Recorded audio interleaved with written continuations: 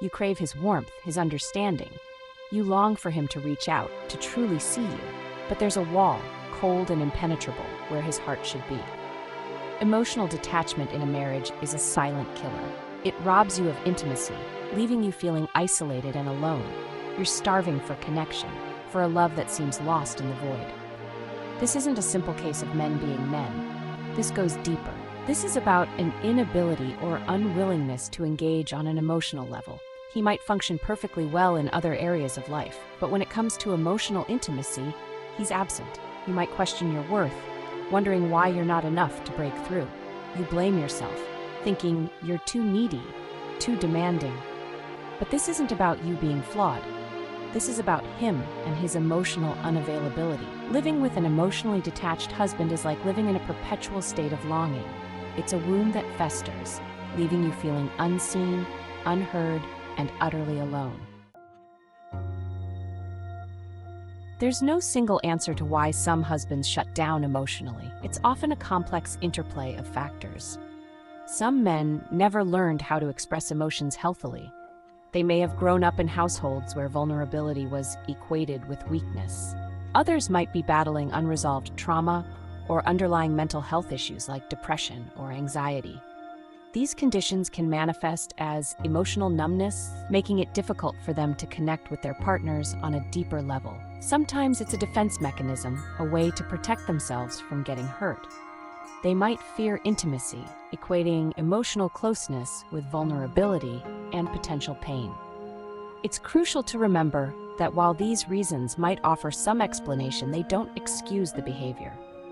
Emotional detachment has a profound impact on the relationship and can be incredibly damaging to the wife and family.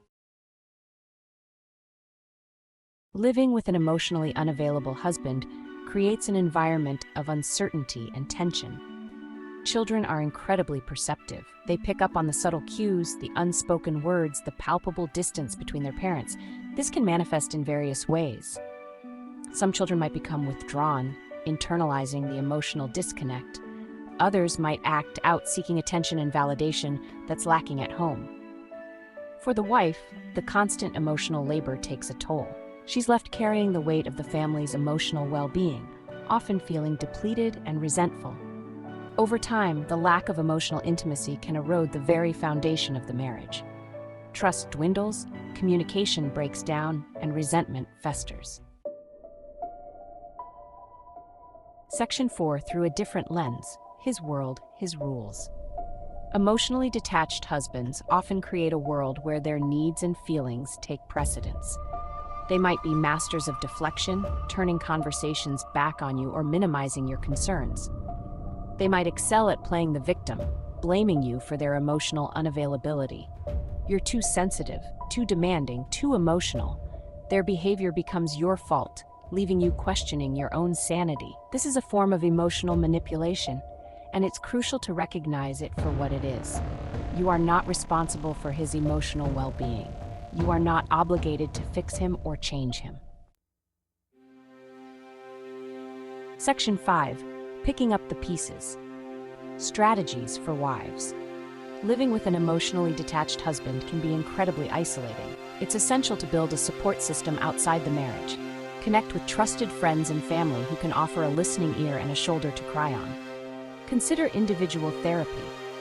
A therapist can provide a safe space to process your emotions, develop coping mechanisms, and regain a sense of self-worth. Communicate your needs clearly and directly. Don't expect him to read your mind. Tell him how his emotional unavailability makes you feel.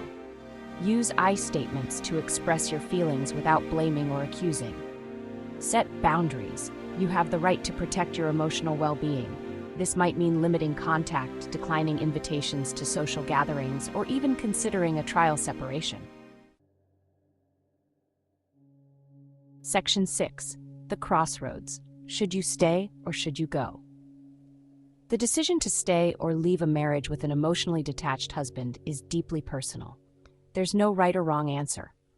It's essential to weigh the costs and benefits, considering your emotional well-being and the impact on your children. If you decide to stay, go in with your eyes wide open. Accept that he might never change. Focus on building a fulfilling life for yourself, independent of his emotional availability.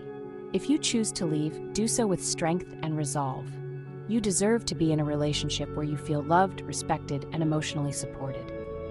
Remember, you are not alone. Many women face this heartbreaking challenge. Seek support, prioritize your well-being, and trust your instincts. You deserve happiness, and sometimes that means having the courage to walk away.